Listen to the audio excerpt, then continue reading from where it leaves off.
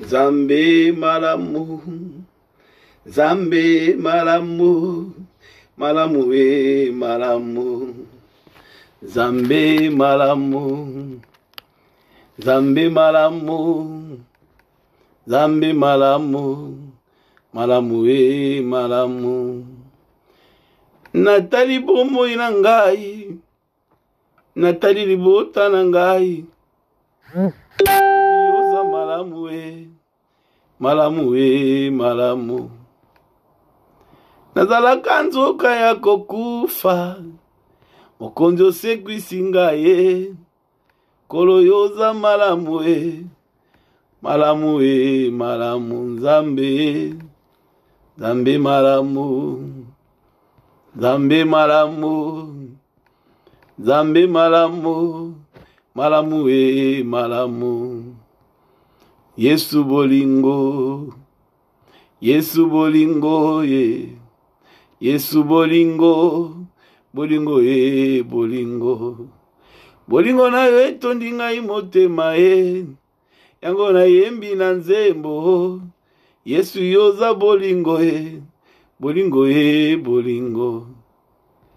Nabenga yo na kombo nini ye, Shilo yoza malamu we, bolingo, bolingo ye bolingo. Yesu we, Yesu bolingo, Yesu bolingo ye, Yesu bolingo, bolingo ye bolingo. Yesu bolingo, Yesu bolingo, bolingo ye bolingo. Bolingo na yo etondi ngai motema ye, yango na yembi na nzembo.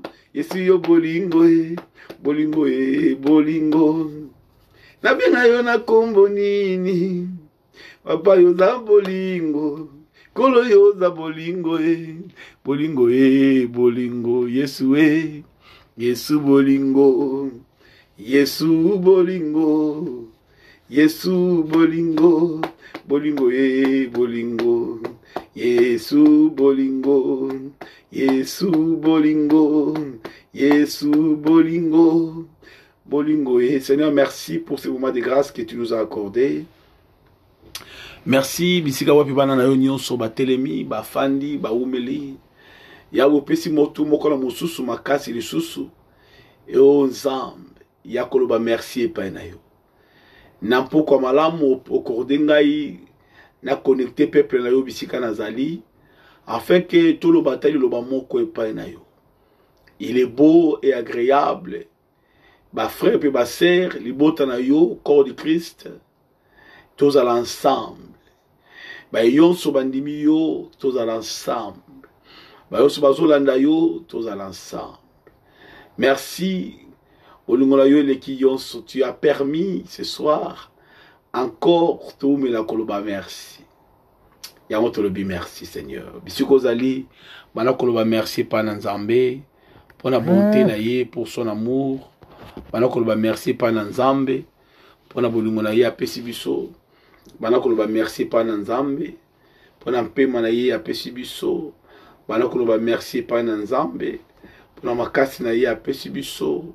Bana koloba merci pa na Nzambe. Alléluia. Bana tutombola merci pa na Nzambe. Tutombola merci na biso pa na Nzambe. Tombola ba merci pa na Nzambe. Zamba za malamu. Bolingo na ye tondinga motema ye, yango na yembi na nzembo. Bolingo ye, bolingo ye bolingo. Yesu bolingo, Yesu bolingo, Yesu bolingo, bolingo ye bolingo. Yesu bolingo, Yesu bolingo, Yesu e, Yesu bolingo e, bolingo e bolingo. Bolingo na yo etondi ngai motema ye, na yembi na nzembo ye. Yesu yo bolingo ye, bolingo e bolingo. Nazalaka nzoka ya kokufa, mokonzi osekwisi ngai ye, kolo yoza bolingo ye, bolingo e bolingo. Yesu e, Yesu bolingo, Yesu bolingo, Yesu bolingo, bolingo bolingo. Yesu bolingo, Yesu bolingo Yesu yo bolingo, bolingo Yemba elonga nanga yo kumama, elonga nanga okumama, makasi nanga yo kumama makasi nanga yo kumama, esengwa motema yo kumama esengwa motema yo kumama, ozali nzambe yawe kumama, yawe kumama, yawe kumama, yawe kumama, yawe yawe yawe yawe kolo Yesu yonde nzamba ejide kuba kolo Yesu atampasi ataminyoko kolo Yesu atanzala atakozanga kutika ngate naleli yawe, naleli yawe, naleli pape, naleli Shilo naleli yawe, kutika ngaite yawe, obwaka ngaite yawe, obwaka ngaite Shilo kutika ngaite papa yawe yawe papa nalola kolo Yesu atampasi ataminyoko kolo Yesu atanzala atakozanga kutika ngai yembe longo na ngai ozali nzambe, ozali nzambe, ozali nzambe. Oh maman Mireille, que Dieu te bénisse. Oh ozali nzambe, yawe kumama, ozali nzambe, yawe kumama, yawe yawe yawe yawe kolo Yesu Nogobisu kozali loba loba moko. Là où tu es, il y a la présence de Dieu. Même si vous avez disqualifié dans mokili, vous avez disqualifié pas dans la famille, même si vous avez disqualifié et pas dans vos camarades, même si vous avez disqualifié, babwa kiyo mosika, mais tika na poko lolo ba la tika la nzambe, banako ba nzambe, merci pour na mpema, merci pour na makasi, merci pour na mokolo alelo, na lingina fortifier mutomoko na poko alelo. Joseph azalaki disqualifié na famille, azalaki rejeté na famille, mais qu'est-ce qui s'est fait? Nzamba tombola ki na suka pona kotalisa ke soki nzamba zana yo okotika na yo moko me na nzambe tu seras élevé. Bana koloba na nzambe merci. Bisu kotelemi nzamba pambola yo, nzamba pambola libota na nzambe bisika bozali bana koloba merci. Na give lore kanza Panzu, banakoloba merci, banakoloba merci, banakoloba merci, banakoloba merci pa na nzambe, banakoloba merci pa na nzambe, nzambe apambola leki na ngai azali na Liverpool, wapi mwasi na yepe libota balingi nzambe, nzambe banakoloba merci pa na nzambe, banakoloba merci pa na nzambe, bisiko zali banakoloba merci pour que Dieu encore t'accorde la force, il renouvelle encore ta force. Banakoloba merci na nzambe pour sa bonté, son amour. Banakoloba merci na nzambe le créateur. Banakoloba merci na nzambe pour sa bonté. Banakoloba merci na nzambe pour sa grâce. Banakoloba merci na nzambe pour sa force. Banakoloba merci na nzambe pour l'intelligence qu'il t'a donnée. Banakoloba merci na nzambe pour la orientation à péché. On a pourquoi le nom de Jésus. Yozali nzambe, ozali nzambe, yozali nzambe, ozali nzambe, oyawe yawe yawe yawe kolo Yesu atampasi ataminyoko kolo Yesu atanzala atakozanga kutika ngate yozali nzambe, yozali nzambe yawe, ozali nzambe Shilo, ozali nzambe papa ozali nzambe yawe, ozali nzambe okotika ngai te kobwaka ngai te kotika ngai te yawe, kobwaka ngai te yawe, aina kende ko wapi yonde nyoso na ngai, naina kimako wapi yonde nyoso na ngai, ozali nzambe yawe kumama, yawe kumama, Yahweh kumama, Yahweh kumama. Imba Yahweh, Zambe merci pour na mokolo malamu okorde biso lisusu. Merci tolala ki tolamuka ki Nzambe ezala makasi na biso te mais eza mawa na yo.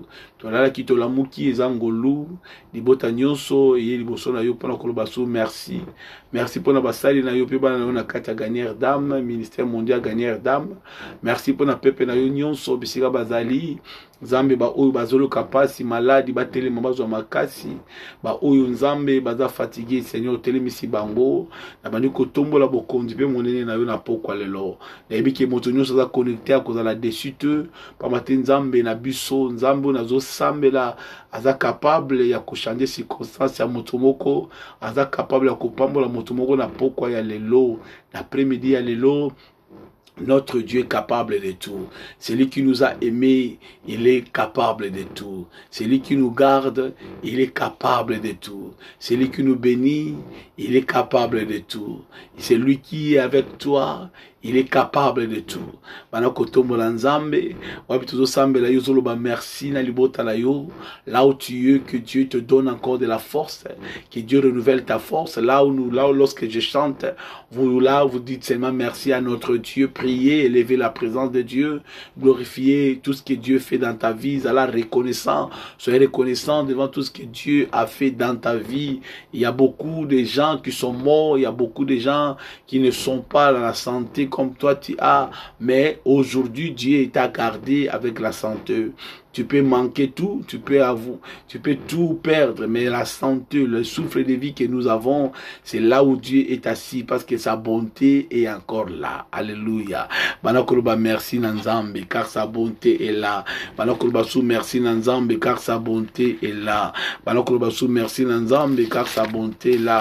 Na mokanda ya Psaume na 105 na Psaume 100 na verset nango 5 Nzambe aza malamu banakoloba merci bonté na Nzambe la bonté de Dieu il est là notre Dieu sa bonté est là sa bonté dira toujours sa bonté dire à toujours bolingo na ye mawana ye alobi na biso alobi oh my God is good my God is good alobi na biso oh, car l'Éternel est bon, my God.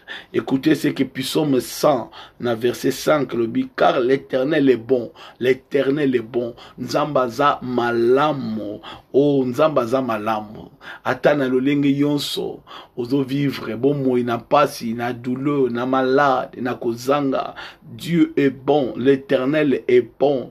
Et la Bible dit, sa bonté dire toujours ao Nzambaza malamu pe bolamu na ye egumelaka libela na libela et sa fidélité de génération en génération. On a parlé de trois choses.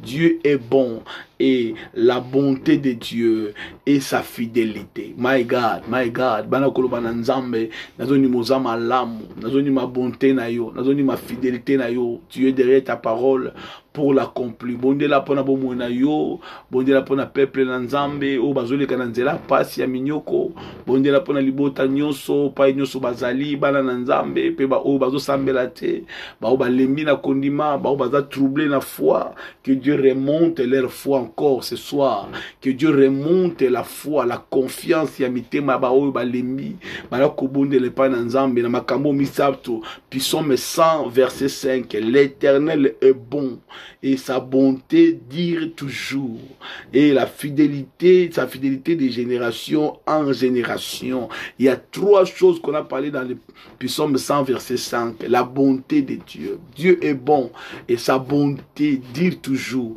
C'est que tant que malam ozana pema ndeko mokona mokolo Nzamba ko renouveler. Ce que le simba qui te ngobana Nzambe lelo ko simba. Ce que le marché qui te dit à Dieu aujourd'hui ça va tenir. Bondele pa na Nzambe pa yazali et pas ozali ndebana koloba na Nzambe na zoni moza malamu, na zoni ma bonté na yo ezali, na zoni ma fidélité na yo de génération à génération bana koloba.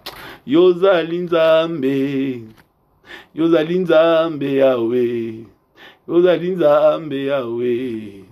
Yozali Nzambe Shiloé. Yozali Nzambe Adonai. Yozali Nzambe Lelione. Nakende ko wapi.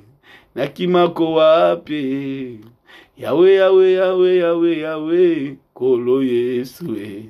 Atampasi ataminyoko e, kolo Yesu e.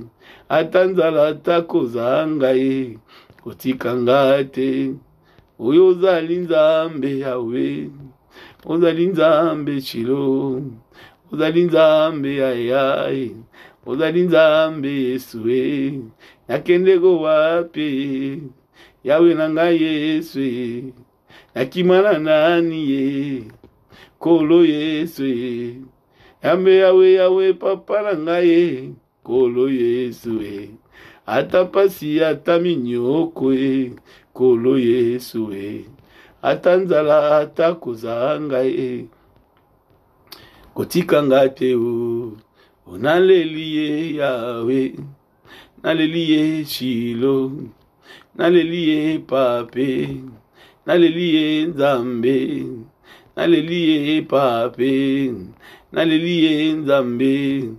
Kotikanga te o, kobwakanga te o, kotikanga te o, kobwakanga te o. Yo nakende wapi, nakima wapi, bayimbelaka mokonzi ndenge ninyo pape, bakumisaka mokonzi ndenge ninyo Yawe.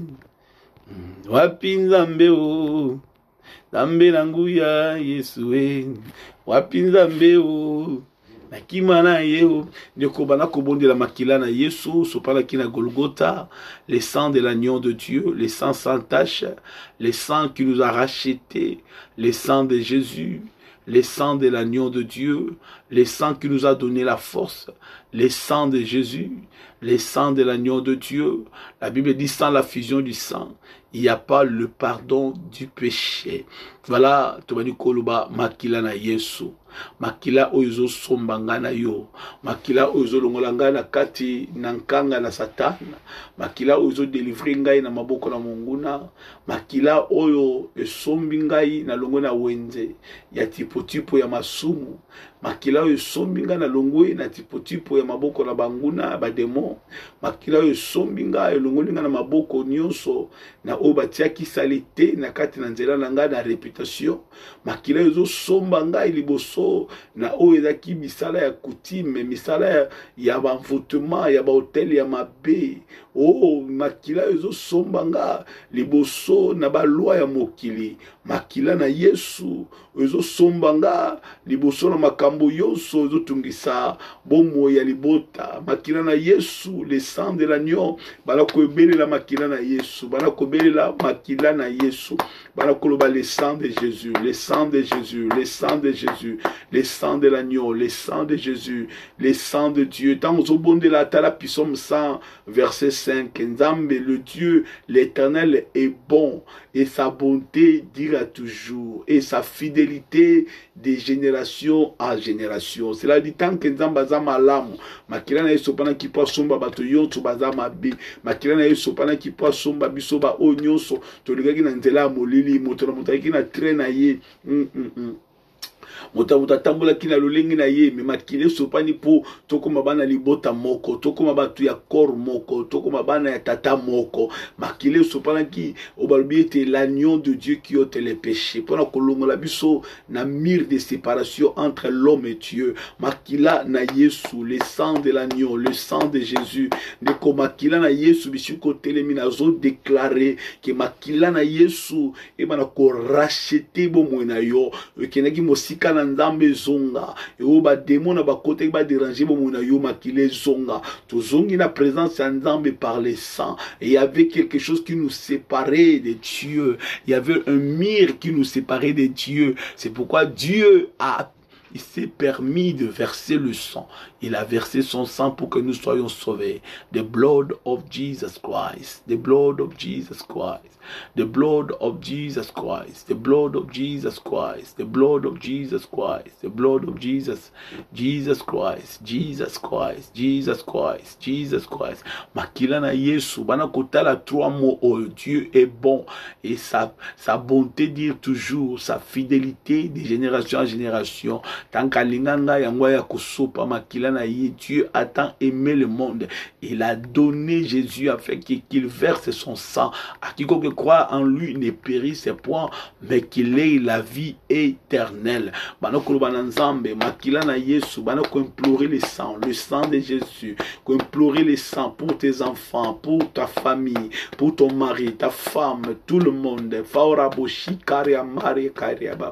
Le sang de Jésus, the blood of Jesus Christ, the blood of Jesus, the blood of Jesus, the blood of Jesus, the blood of Jesus, the blood of Jesus, the blood of Jesus, Mariboshinda Baba, the blood of Jesus, the blood of Jesus, the blood of Jesus.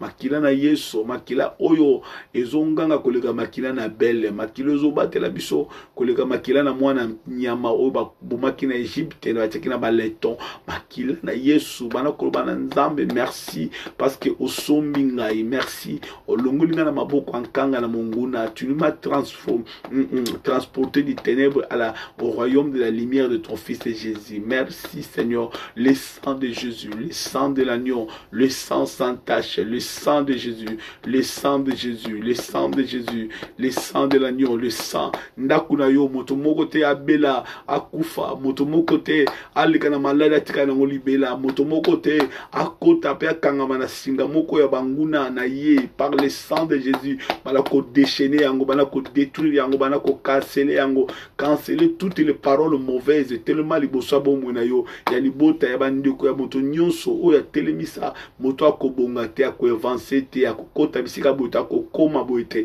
bala ko banazo briser yango par le sang de Jésus. Alléluia, le sang de Jésus, le sang de l'agneau, le sang de Jésus. Makila na Yesu, makila na Yesu, makila na Yesu, makila na Yesu, le sang de l'agneau, le sang de Jésus, le sang de l'agneau, makila na Yesu, oh moninga, makila na Yesu, oh moninga, makila na Yesu, oh moninga, makila nelunga enangomba Golgota kolo Yesu alungi satana nangomba Golgota kolo Yesu alungi satana na Golgota Yesu alungi satana na Golgota Yesu alungi bandoki enangomba Golgota. Ndeko makila na Yesu zana efficacité. So makila tata mwasi akufa abunga, makila na bayonso batanga na Bible bakufa babunga, mezana makila oyo emema kiti na présence ya l'Éternel, ezana makila oyo kenda kiti na présence ya Yahvé, ezana makila oyo kenda kiti na présence ya l'Éternel Yahvé Adonai. Oh my God, oyo kotaka makambo na biso le tout puissant et le lion Elohim, makila oyo kenda ki pema na kosamba pona biso. Kanda na Nzambe yokita likona yote tanke makila Yesu sopanaki. Kanda na Nzambe yokita likola bana yote po makila na Yesu sopanaki. Kanda na Nzambe yokita liboso famille yote po makila na Yesu sopanaki. Kanda na Nzambe yokita te liboso ba activité na yo po makila na Yesu sopanaki. Le sang de l'agneau de Dieu, le sang de l'agneau de Dieu, le sang de l'agneau de Dieu. Bakoko na biso baleki bambu mangai, biso bana tokopola minute pona makila na Yesu, makila na l'agneau de Dieu.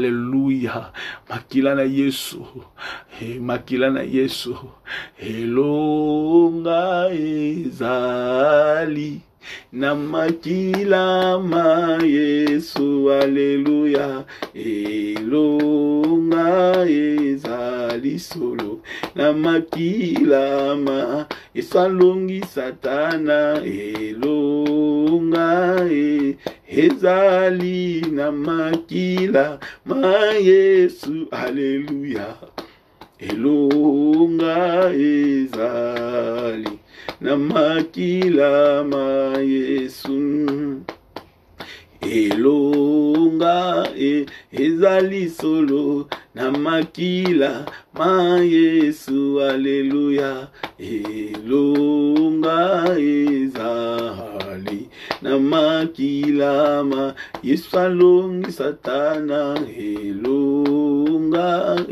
ezali solo na makila ma Yesu, alléluia, elonga ezali na na makila ma Yesu elongai ezali solo na makila ma Yesu haleluya elonga ezali na makila ma Yesu haleluya elonga ezali solo na ndekobela makila na Yesu makila na oyo andimaki kokoma lisumu po biso tobika makila na oyo azali sans défaut makila na oyo andimaki kokota makambo na ngai na yo makila na oyo andimaki kokota ba situation na biso makila na oyo aiparna biso lokola bulungete liboso na bangungi ya banguna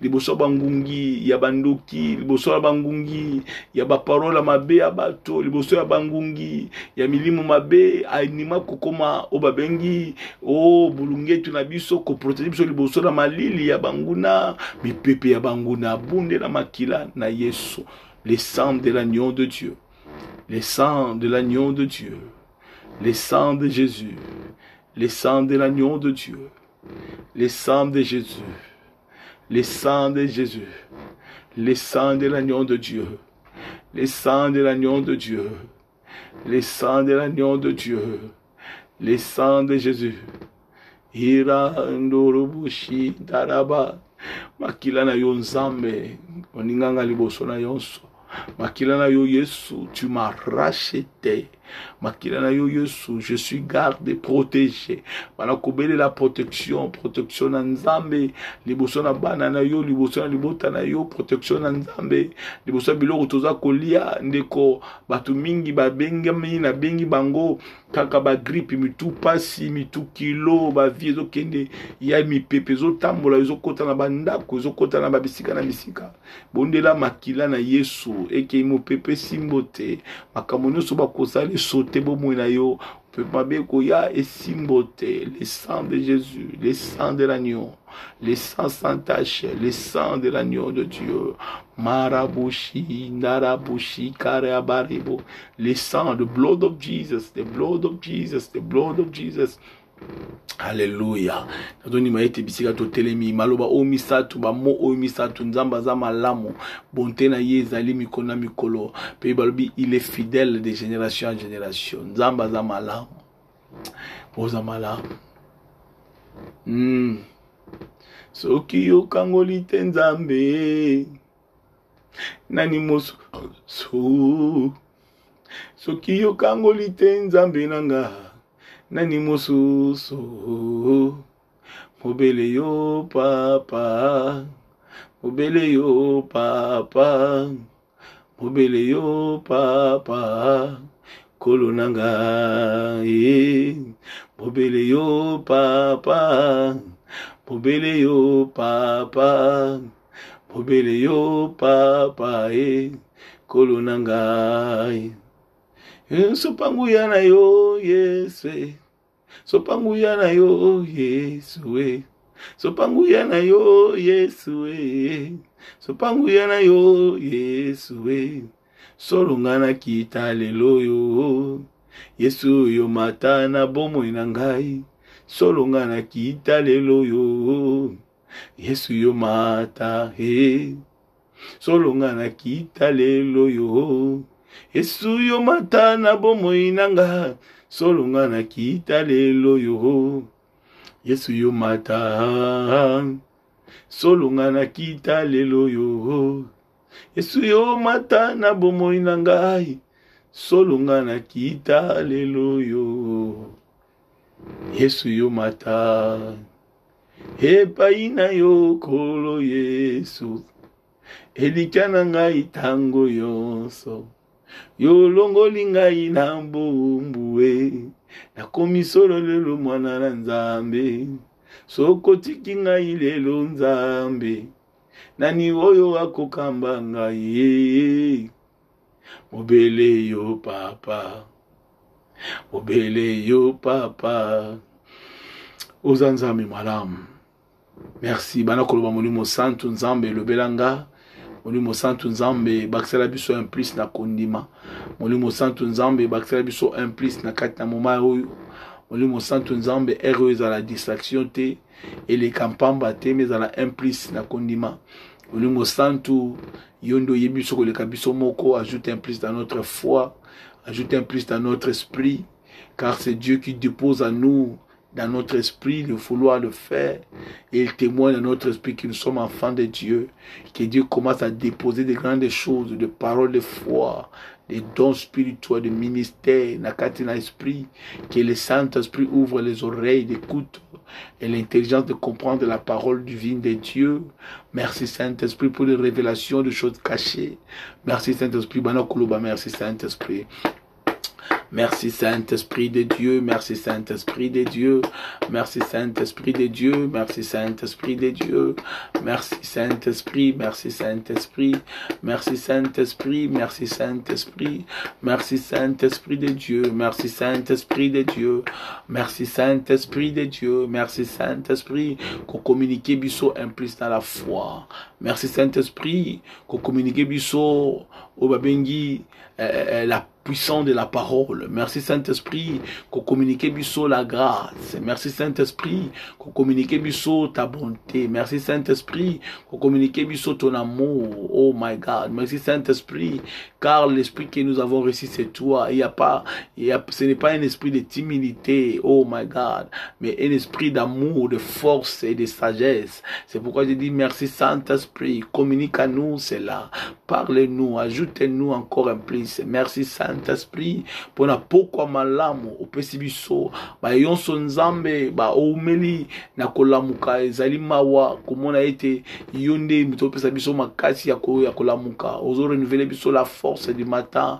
Merci barabo shindare aba. Merci Saint-Esprit na kati après-midi lelo na tikete nyosto koloba tokosala mususa zate mususa zalite akayo Yesu na ngai okufela kinga Yesu na ekulusu ebele ya bato kati na mokili oyo babeta tolo bazali banzambe o kasi ngai na yebi kati na mokili oyo ezali se na moto moko oya kufela kinga yango talatina ngai nakoyembela yo tango yonso na bomoi nanga mosusu azali te kaka yo Yesu na ngai okufelaki ngai Yesu na ekulusu. Haleluya. Oza nzambe malamu tika mulimo santu nzambe lobela biso lisusu. Saint-Esprit de Dieu, l'Esprit de la vérité, merci pour na pokwa malamu ya kohumela kosangisa biso lokola moto moko pe moto nyonso oya kolanda pe oya kolanda na sima tika ete ajouter biso implice à la foi opambola biso fongola biso oyo tozangi koyeba afin que toyeba. Car Seigneur, celui qui comprend, celui qui a la révélation, c'est un homme heureux. Jésus a dit à Simon Pierre, tu es heureux fils de Simon. Alléluia. Parce que ce ne sont pas les sangs, ce n'est pas l'eau, la chair qui t'ont révélé, mais c'est mon Père qui est dans les cieux. Seigneur, révèle-nous les choses cachées, afin nous puissions être les hommes errés et des femmes heureuses. Oh Seigneur, merci. C'est un moment de grâce que je confie à toi. Je sais que moi, je disparais et que toi, tu te présentes et toi, tu t'élèves. Que tout de moi disparaît. Que tout de moi soit effacé. Et que tout de toi apparaît, Seigneur. Et que tout glorifie ta Seigneurie. Au nom puissant de Jésus. Au nom puissant de Jésus. Au nom puissant de Jésus. Voilà, toi acclamé, bisera tozali. betela nzambe na biso maboko. Ici vous allez aux chères vidéos pour connecter avec d'autres personnes. On s'est connecté. Shalom Pasteur Brady.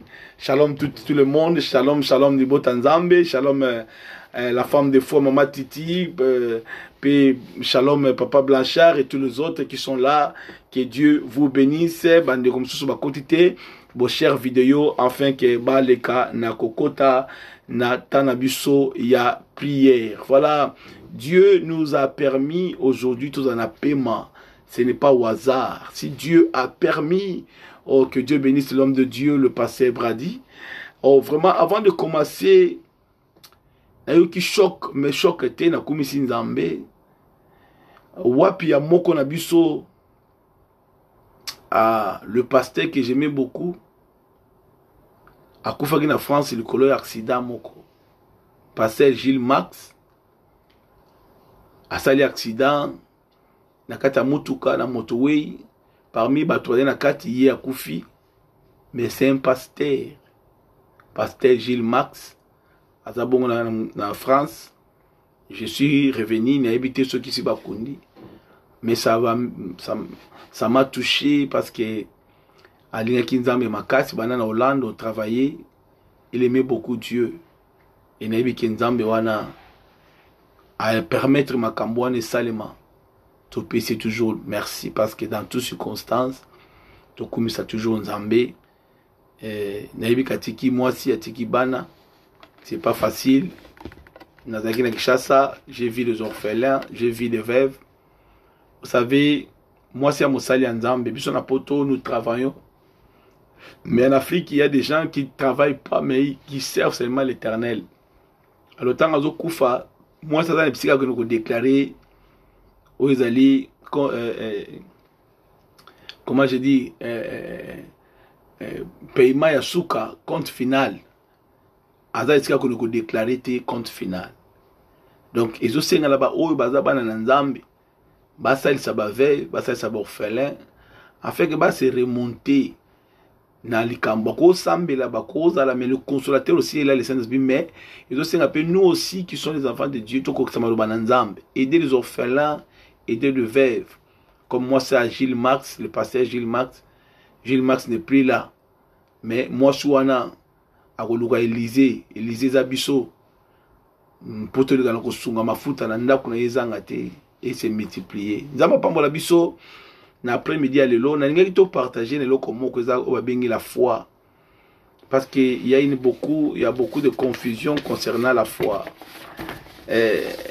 Mingi, bazomema, obabengi, moi ba confusion. Na o Italie, misala na kondimato, la foi. C'est pourquoi les gens qui mouké te megako partager mon apoko l'élo. Tout ça implique na oyo etali ko ndi makate na Yesu Christo. Alors, pour moi, la foi c'est adhérer à, ou bien la foi c'est une confiance totale à Dieu. C'est une confiance totale à Dieu. Alors, celui qui a la foi, eh bien, dit ça, la foi, il est impossible de lui être agréable.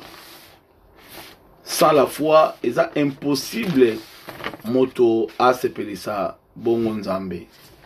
Yango na rodinga la moto mongo na pokwa lelo oyo azana biso elongo à comprendre que il y a des confusions parmi les enfants de Dieu au babengi na nzela ya kondima. Zana batum susu kondima, ils a simple pensée ya ko garder yango. Ils appellent na batum susu kondima, ils a elokola comment je peux dire, ils allaient juste phénomène moko au hasard. Bamsusu kondima, ils a phénomène moko oyo juste salami kaka et salami kaka. Mais na linga poko lelo mutu moko comprendre que la foi ils a confiance na Nzambe. Mutu a confiance na Nzambe yende mutu a na foi. Ba pakalo bakolo bakizaka penser moko o ezaka faut la dire. Dit au monde à Bamsusu ameli diamba. Alors, ça n'a pas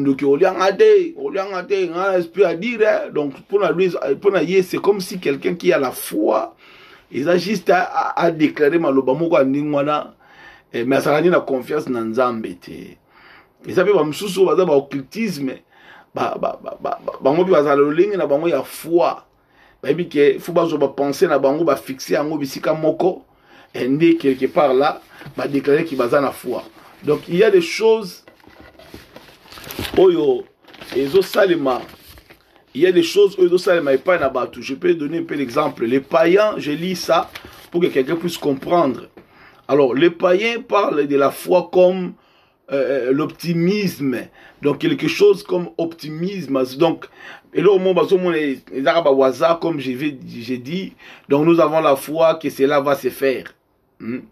Et les occultismes prennent la foi comme la pensée positive ou une grande concentration de la pensée. Donc pour la mango faut la concentrer ma casse na pensée, tout autrement ils allaient juste na pensée moko positive pour na ba o ba bengi ba occultisme. Alors pour na ba oyo ba bengi dans une certaine magie bango pour la foi ils allaient ésotérique. La foi ils allaient ba système ésotérique pour na bango, et pour le religieux ils allaient comme si un simple consentement ou assentement ou mental, je peux dire, ou une gymnastique religieuse de l'esprit. Donc comme la gymnastique moko ya esprit kaka comme ça. Alors il y a aussi des chrétiens, la foi ils ont la mémorisation des passages bibliques. Somme dans le passage biblique belé azuganga azuloba babia muto azana foi. Donc il y a des choses, il y a la confusion totale concernant le mot foi. Ok, la foi c'est simple, la foi c'est avoir confiance totale en Dieu. C'est ça la foi. Et quand on a confiance totale à celui que nous appelons le Créateur, l'invisible, et surtout qu'il y a dans mon canal Hébreu chapitre 11, la foi c'est une ferme assurance des choses qu'on espère, une démonstration des choses qu'on ne voit pas. Donc cela englobe une confiance totale à Dieu. La foi, c'est une ferme assurance des choses qu'on espère. C'est makambo ozo kanisa. Makambo ozo nango na assurance. Ozo kanise ko salima. Ezo fanda na confiance. Une chose qu'on ne voit pas. Ezo fanda na confiance. C'est pourquoi lorsque Abraham a eu confiance à Dieu, oh ça c'est la Bible qui nous parle ça. Bah oh bah dans la confiance dans Nzambe. Tant Abraham a continué la confiance dans Nzambe, bien qu'à mon aki moi te, mais il a confiance totale en Nzambe. Et l'homme qui place à l'Éternel sa confiance. Abraham a dit qu'il a confiance, ça c'est Psaume chapitre 40 verset 9. Abraham avait confiance à Dieu. Bien que son corps était useux, bien qu'il avait déjà 100 ans, mais qu'est-ce qui se fait? Azalaki na confiance à kolobake nzambe o nazo bondela, nzambo na okondima, nzambo na la confiance na ye, il est capable. C'est pourquoi lorsque nzamba sengi ye pesanga mwana, azalaki na confiance au batana pesi Isaac, il peut multiplier ba Isaac parce qu'il a 100 ans na vie. Bon nzambe batana comme na 200 ans, il est capable. Heureux l'homme qui place sa confiance à l'Éternel. Et c'est mon moto ya zora confiance taye ate pa na nzambe. Mingi totala confiance pas na bato. Mingi totala confiance pas na biloko. Mingi totala confiance na ba pensée. Ah nazo mona nazo tala. Mais ndeko Betel si biso na mokanda ya Psaume 40 verset 9 balobi esengo na moto yo azora confiance na ye a placer yango pa na nzambe. Nga otie confiance pas na nga, tu peux être déçu. Si on a eu confiance dans la tête, pas passé Brady, je peux aussi être déçu. Si on a eu confiance dans la tête, pas maman Titi, to maman Nisha, to papa Blanchard, to bandeko mususu, na koza la paix dessus. Mais si je prends ma confiance, je mets ça à l'Éternel, je ne serai jamais dessus parce qu'il est l'alpha et l'oméga. Makambo e bandara na ye, kosuke suka na ye, ata eningana ata sel makamnyo so sori ya lobi o côté na nzela ya yete, o koku o suka pe na yete. Mais so okoti na nzela na ye okosuka pe na ye. Et c'est mon moto azo couper sa confiance na ye mobimba et pas na Nzambe. Et bien c'est lui qui se confie à l'Éternel est un homme erré, est un heureux. Proverbe 16:20. Moto ne sengo o yazo tia confiance na ye pas na Nzambe. Pambate Nzamba koko albi ba o nyonso bazo placer ba kozala jamais confus. Confusion kozala te. Ba ou ba placer confiance pas na Nzambe. Confusion kozala te. Okoleka mipepe, okoleka mabulu, okoleka ndako Potiphar, okoti pe na prison, ba déclaration na ministère, ba déclarer yo na nzela ba na Nzambe, ba déclarer yo parce que ba moni o ya l'équipe na libulu, o penza l'équipe na ndako ba teke comme esclave. Un enfant de Dieu comme esclave, ya batu, ba so sakala na ye, akope na ndako moko boye, akope boye, akope prison, ou mele kota prison. D'accord, les gens peuvent déclasser, bato déclasser yo. Mais oyo yo tie confiance, Nzambe oyo tie confiance. Na suka nango ayebi bisikani na zo memo parce que obandi na ye, oko suka na ye. Moto esengo, ezali oyo tie confiance na Nzambe. Béni soit l'homme qui se confie à l'Éternel. Moto na taka confiance pas na Nzambe, azali moto ali pamboli. Ça c'est la mokanda ya Jérémie 17:7. Motoyo a dit confiance à Tchaka Nzambe. C'est lui-là qui est béni. La bénédiction, ce n'est pas dit j'ai le matériel, j'ai des maisons, j'ai de tout ça. Il y a Bill Gates, il y a des gens qui ont de l'argent. Tout le monde na Kinshasa wana il y a ba pora ba zoé ba sombi ba tie ba pora ki ba ba nzete. Otabotula wana onen o te kuneza lupango na boya tonga. Mais autant bien Moutouana, il n'est pas fondé dans la parole de Dieu. Il n'a pas confiance totale en Jésus. Mais sur le but qui est matériel, la foi, on est hors de la parole de Dieu. Avoir la foi, c'est avoir confiance totale à Yahvé. Avoir confiance totale en Jésus-Christ, la parole faite chair. Avoir confiance totale à ce que Dieu a mis devant toi. Yawabi moto ya pambwami eza moto yo azu confiance na ye apesi pa na Nzambe. Tozongi sa confiance pa Nzambe. Totala batu te tozala dessus. Mukili balobi tala batomboli yo tamba tombola yo et uzala mokomo bakotika yo bambami na mabele. L'homme peut te lever babengo mopao. Mais musala bo babengo mopao esila. Commerce bazo bengelo mopao esila. Zora moto ba refoulé na kina ina mwa bilamba mwa bilora mikeba mopa yo pa jika tango koma tango we la fufu to biloko esili mbongo esili ndeko ba ko longo la confiance totale na maboko o comprendre te we be na po aboy ba tikilo fu ba dama ngo pa leki na yo le biloko na ndeni na yo betika urduka refoulé donc il a pris totalement à longoli confiance batela kiyo bana okumisa yo mopao mais confiance est longwe. Pourquoi? Parce que bana komona que matériel ozaki nango c'est qui les a tirés oyo bana ko benda bango mais tango esili ba abandonner yo mais tika bana mutu moko na poko lelo ce côté confiance na Yahvé au plus confiance na Yesu au cause à l'abandonner mais la Bible dit il se lèvera le dernier. Alléluia. Job était là, il était dans les épreuves. Sa femme même, elle est arrivée à dire Kafinga non Nzambo kufa. Alors dit jamais, mon rédempteur s'élèvera les derniers. Je confiance à moi, autrement dit, ne dit que confiance on n'a pas en Nzambe, je ne serai jamais confié. Bato bazana kondima batiaka confiance en Nzambe. Ata mbonge, ata mupepe. Abina kotia confiance dans Nzambe. Alléluia. Tout ce qui se confie en toi, l'Éternel, se réjouit. Ils seront à l'allégresse. Ils auront de l'allégresse à toujours. Psaume 5:12.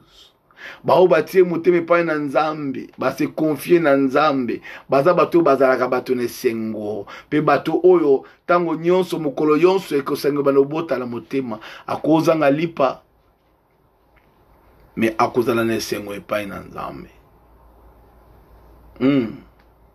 Alléluia. Confie-toi à l'Éternel et pratique le bien. Fais de l'Éternel te délice et il te donnera ce que ton cœur désire. Psaume 37, 3 à 4. Fais de l'Éternel ton délice. C'est que donner à Dieu confiance, c'est que délice na yo nzambe. Tout ça rabere na vie. Okouzwa loko moko botolika moko soso moko komisango délice na yo. Okomisongo bisika wapi soki ezate na yebi bato msusu soka meli cigarette te il ne peut pas vivre. Ya omoni na kin bazo benga zododo bazo zuwa poussière oyo ebimaka na shop na mutuka na je crois na na bosani kombo ba chauffe si c'est quoi j'ai oublié le nom bazo zuwa ba poussière wana bazo sangisango ne logo mo boy omona muta telemi alala tala likolo ya zododo. Il y a des choses comme ça. On ne peut pas placer confiance dans le lokomoko. Batu minga komi atelemi mona na soda zododo. Il y a des gens qui meurent comme ça. Comme na tomuli na moni balakisi biso na quelle boule muto pena zo mela poto. Atomboli luto comme na 4 akiti pena pa elungini me côté na poto likola zododo. Et muta mo azuma soka meliango te alala te confiance na ye te na zododo. Il y a déjà bazo que na zododo et ça a dû confiance à tie na zododo. Tala ba fungole ba pab na ba barande ba to sepele lokola fête. C'est même moi qui s'est fait à Kinshasa. Parce que ma fumée babar batu wakomi batu ne soit bimi batu c'est comme si bakanga basinga. Akena bara fandi ete ata komenane bilo rebele te mazaka mulagna te wana ata moko na zo fiba amona donc yipona ya ki esengo donc ça vit comme ça. On peut, biso tozayi pe na babar, c'est que bakanga babar mais ofandi pembeni, ozobe no pe secret, ba tela musique te mais comme bakangi. Mais il y a la batu so que ofandi parce que confiance na ye, vie na ye so aleki wana te c'est fini. Alors OK biolo bina biso, moto alinga de la moto ne sengo, il faut se confier na Nzambe. Il faut avoir confiance à Dieu. Confiez-vous à l'Éternel à perpétuité. Car l'Éternel est le rocher des siècles. Alléluia. Tomi Kabananzambi, toi on a confiance dans Yenda le rocher du siècle. Neko, Bible dit c'est lui qui a tonga malikolo ya Yesu atambula minyoko ya koleka na koko ya te. Oyazo tonga ma. Oh, que Dieu vous bénisse, Papa Jean Roli qui est Papa Maki. C'est lui qui se confie à l'Éternel. Moto azo kokotisa. Moto azo tia konima. Et pas na Nzambe. Et ça le quoi moto azo tonga likolo ya rocher des siècles. Jésus est le rocher des siècles. Alors c'est lui qui se azo ko fondé konima. Azo tia confiance na ye. Cela veut dire mbula mupepe koya akoko ya te. Même si balobi ke tokomi na suka mokili makambo esili azoba ke makambo ko sika menga na tonga maliko na ye même si nzoto kufi je vais vivre encore parce que na tongama na likolo ya libanga tika moto moko na pokwa lelo oya tongama likolo ya libanga ta mopepe ko tumisa yo nazo nima ete mopepe wana ko jump yo ata esimbi yo e ko umela tango molaite parce que c'est lui qui est en toi. Il a dit prends courage, moi j'ai vaincu le monde. Avoir confiance à l'Éternel. Avoir confiance à Dieu. Tout dans la confiance, c'est pas dans Nzambe. Nakota confiance na papa akoleka, nakota confiance na mobali akoleka, nakota confiance na mwasi akoleka, nakota confiance na bana bakotika yo, okotika bango un jour, nakota confiance na biloko ya mutalelo ba piller ba tunakisha sa ba boutique, nakota confiance na biloko na boutique na ba yeko piller, mais soki na tie confiance na Yesu, soki na tie confiance na nga na l'Éternel, ata butu ata moi nazotonga likolo ya libanga de siècle o ba melaki mai na tango akala bana Israël nzambe olekisi biso na nzela désert to mela mai ndenge nini babosana ke les rochers de siècle azawana mai diga bilo beti jomo Moïse azwi nzeta beta mai na libanga mai ba mela mai ya fresh sanga mabele tozala nzala tolia ndenge nini babosani ke c'est lui qui se confie à l'Éternel akokitela bino misuni ndeko misuni ezokitala mabele yebaka mabele misuni yekiti mpan so muta tomboli musuni mabele zate. Oh my God, celui qui se confie oh ya te confiance na ina le rocher du siècle, même si musuni witi likolo ebeti na mabele batolobi ekangi mabele, mais yo tombola musuni zala confiance en Nzambe, tombola musuni omona mabele zate babi la manne descendait misuni kitaki mais bana kokoya na mabele mais mabele zalaki te bazolia sans mabele. Dieu est merveilleux. Nalina kanga mutu moko tangu mulai te na beloko moko na mokanda Jéri ya Josué na chapitre nango 6 on nous parle de l'histoire de Jéricho. Tellement bazaki na confiance na Nzambe bakomi liboso ya Jéricho bamoni mir ekangi nzela. Mais Josué, il avait confiance à l'Éternel. Nzamboyo, akabola ki Jourdain, comment qui a sec liboso, na sanduko amibeko, il est capable de crouler le mur de Jéricho. Parce qu'il a confiance totale à l'Éternel. Et qu'est-ce qui s'est fait? Bibelobi, Nzamba pesi bango maloba. Oh my God. Alobi na bango boba luka pendant 7 fois. So otangi na mukanda na keka yo otanga chapitre 6 mobimba. Mais so ok na chapitre 6 ok na 17 balobi na bani même temps na 16. À la 7e jour ou à la 7e fois, comme les sacrificateurs sonnaient de la trompette, je suis dit au peuple, poussez des cris, car l'Éternel vous a livré la ville. Oh my God. Je suis dit au peuple, poussez des cris. Mais il avait confiance à l'Éternel. Mais azalaki na confiance en Nzambe. Que mir oyo ekoki kozala impossible na Nzambe te po kweya. La foi est une ferme assurance, des choses qu'on espère, une démonstration. Il savait que comme j'ai confiance, il y a une démonstration qui va se faire.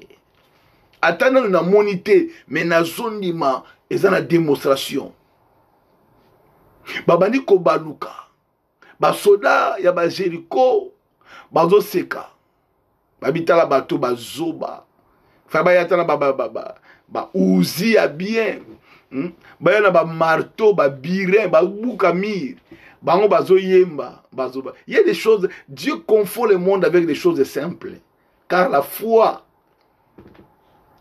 quand on a confiance dans Nzambe, la prédication de la croix, c'est une folie pour ceux qui périssent. Mais pour nous, c'est une puissance, une force. Bato tala bia tala ofa bazana ba birin bazana ba marteau po ba no buka mir ba bazo baluka bazo yimba bazo baluka ba tant bazo baluka bazo yimba bazaki na confiance totale bazaki na confiance ko ba que Dieu est capable ko longola sida na toto moto Dieu est capable ko longola cancer na toto moto Dieu est capable na ko yimba na adoration ba chaîne ko ya Paul Silas bazaki na kata prison bazo yembela ka Nzambe bazo ko adorer Nzambe tala bazaki na confiance ko ba que Dieu est capable de faire tomber les chaînes. Dieu est capable de faire ouvrir les portes de prison, non avec des fusils, non avec des marteaux, mais avec l'adoration, avec confiance en ensemble. Ils ont commencé à chanter, Batala ki bandeko bayete, batala ki badisipe musu bayete, batali bato baze peme na bayete, batali bato bazo ba miracle nzela bango bayete. Balobi non, retournons notre confiance à l'Éternel, car en lui nous serons jamais confis. Tika moto mona pokwa ya lelo.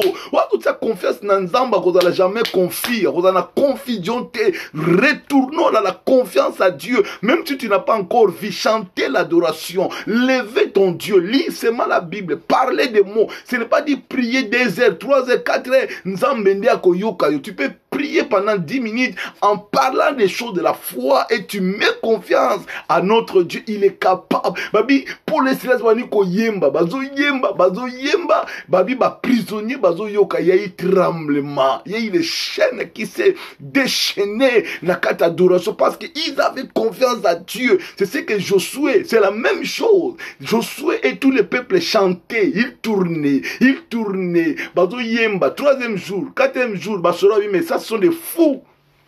C'est la prédication de la foi, c'est la folie pour ceux qui périssent. Mais pour na yo nanga mwana nzambe, tozondi makeza puissance de quoi ça va forteresse à Satan. Et la puissance sur les ténèbres et la lumière koko yoka na te. Et la puissance, oh my God, azondi mana pourquoi lelo. Mais kambo nyonso telemi yo lokola prison, lokola ba chaîne, lokola mira Jéricho, na confiance au te na nzambe ezo crouler, ezo za la déchaîner, na libota na bana na bato yonso ndinga na yo, ba ko comprendre que c'est Dieu là que toi tu se confies. Yundoza motesemo pe kozala jamais na confusion. Babani ko baluka 4e jour, le 5e jour babi mais ça sont des fous.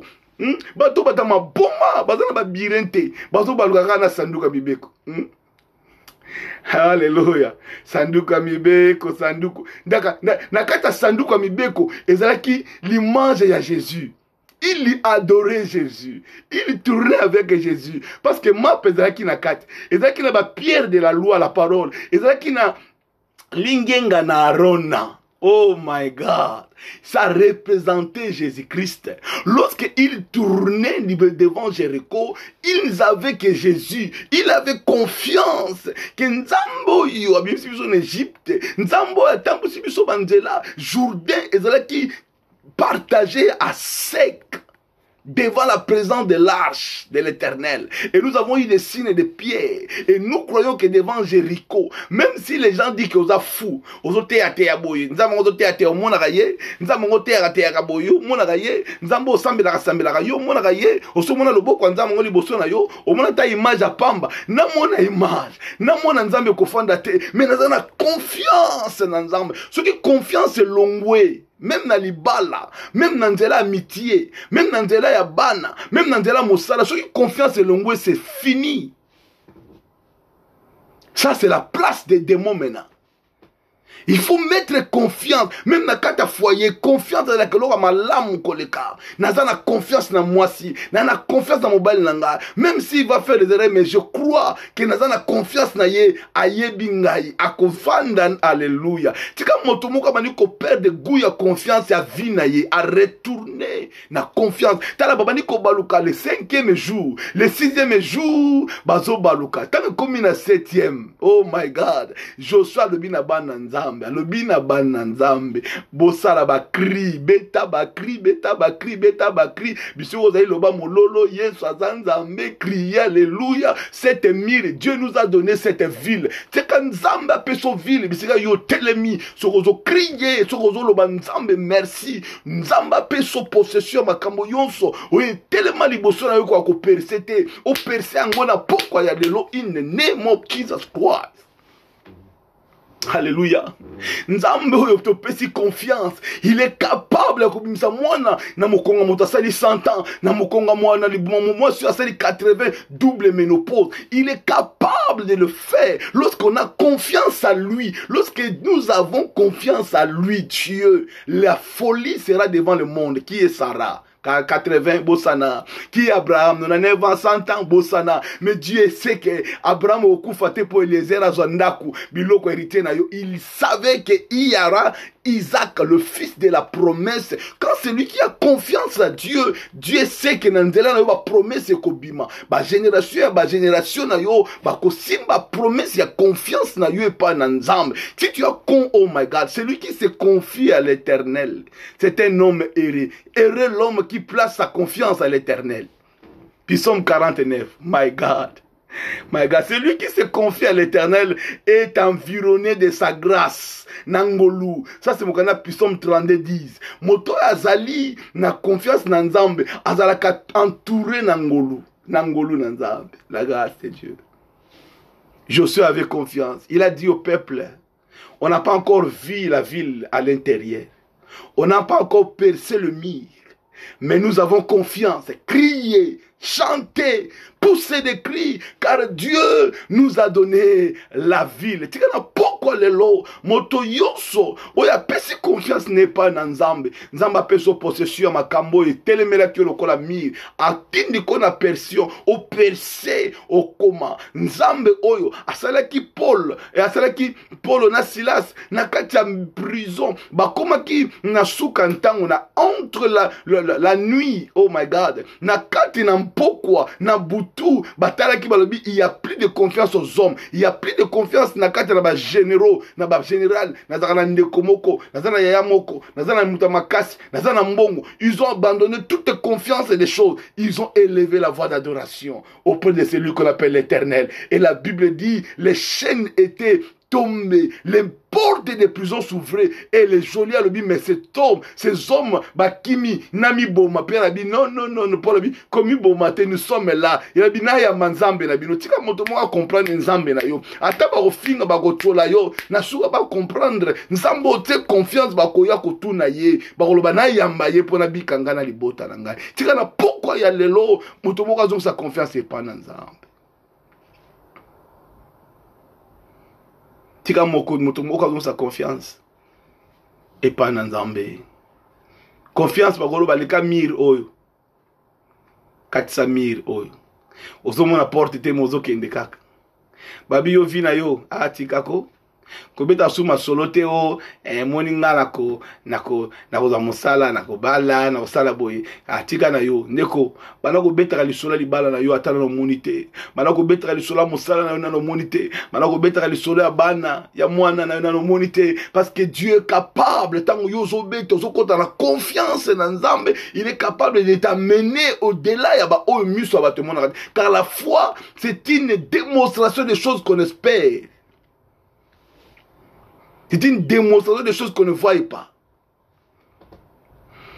Une démonstration des choses qu'on ne voit pas. C'est que l'invisible a la visibilité. Kozanga komona na komona na. Joshua le dit crier car Dieu nous a donné cette ville. Il n'avait pas vu, mais il croyait. Dieu est capable, il a repéré sa ville.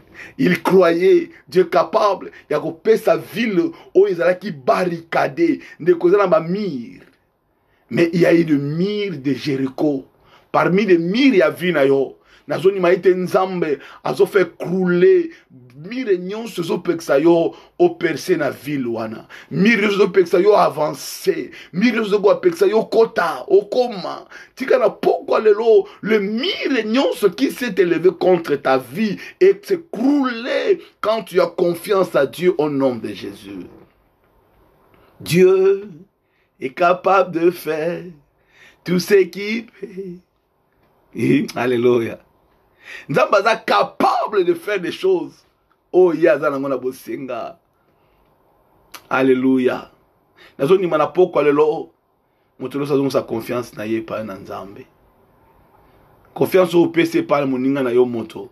Okoza la dessus le lobby. Mais si au PC confiance pas na Nzambe, tu peux rester seul. Mais Dieu a opé sa raison na mokola suka. Dieu est capable de tout. Dieu est capable de nous amener à comprendre que ba jolio ba kanaki biso ba yakutuna Nzambe na yonani. Bajolier au nyonso côté sur la prison bazo surveiller vie na yo. Tu as développé moi ici quoi. Le geôlier de Actes, je crois 16, il était là, il surveillait la vie de Paul, de Silas, bato bakangama, baza sous contrôle nanga. Ce sont des démons. Des démons sont comme ça. Matoyo, mutoyo, aza sous contrôle nanga, il ne peut pas bouger. Parce que si on bouger nanga okufa, mettre nanga roboma. Ce sont des images des démons. Ce sont des images des gens qui se disent que tout ça va lomber, moto va bouger dans la circonférence nanga, na kanga na chayawa. Ils ont des gens comme ça na chayawa. Ok, wapi, à bouger wapi. Qu'est-ce qu'il va faire? Lui nan, sera meki, à mon. Il y a des choses comme ça. Bah Geôlier, Bible lobby, Geôlier avait cette parole, cette langage, cette attitude là. Mais lorsque Pierre, ils ont mis confiance à l'Éternel, ils ont commencé à chanter, à glorifier celui qui est au-delà des geôliers. La Bible dit, le mur s'écroula, les portes s'ouvra et le chêne tomba, le geôlier vient. Il dit, tika moto moko na poko lelo ou se lever qui contre ta vie na monde de ténèbres. A fuka maliboso nzambe na yo Yesu Christ. Na kombo na Yesu. Zana confiance na nzambe.